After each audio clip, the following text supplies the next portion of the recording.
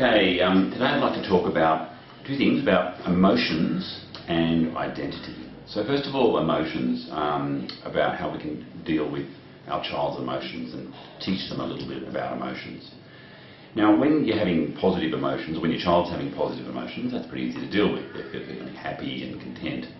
Of course, the negative emotions, they're having a dummy spit, that's a little bit more different, a little bit more challenging. What we're basically trying to teach them is that emotions are actually okay.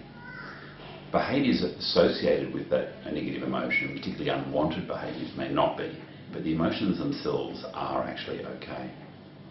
So, how can we help develop this? Well, first of all, we want to avoid responding to the negative emotion in the wrong way. If a child's rattling off about how her toy is broken and it's not fair and it's Jenny's fault, and just saying what they say back word for word, or just completely echoing them, is probably going to sound a bit false. But if we just can paraphrase it, so we can tell them, we've heard what you're saying and we understand what we're saying, and we're actually letting you know that that's what's happened, that we've actually heard and understood.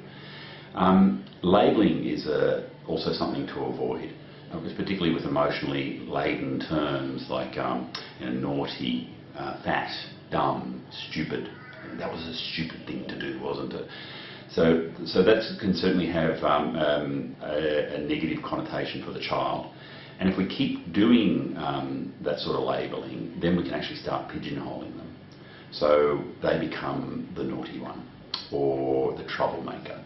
And if that is said often enough, then the child can actually start believing it. And they may even start to feel like they're almost obliged to be the naughty one because that's what they're always called. So yes, we're trying to teach them that negative emotions are okay. So that, that what's their take on something, that what's the solution to this situation that's given them these negative emotions. Basically, the solution is within the child, and we're just trying to help them learn how to get it out. Now then, what I'd like to talk about next is identity. So we've talked a few times now about things like accepting our children for who they are, providing them unconditional love, and then also just now about understanding negative emotions and how to deal with them. What are all these sort of things heading towards?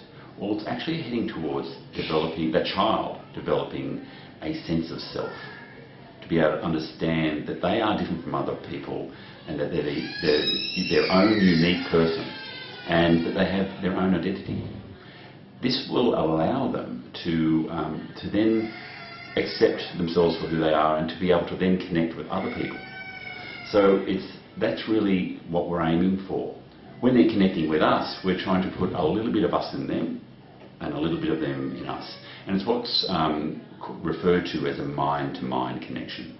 And that's where you can really emotionally develop, and it's where you can also develop your sense of identity. So, how do we do this? Well, we can certainly use some of the tools we've been talking about before, doing lots of pretend play, doing lots of storytelling, using emotional language and talking about emotions. And that will help them then start to develop the skills where they can solve problems for themselves. Not just us giving them solutions, that they actually become able to solve emotional breakdowns, relationship breakdowns, etc. So then they can then start seeing themselves as their own unique person that is able then to have relationships with other unique individuals.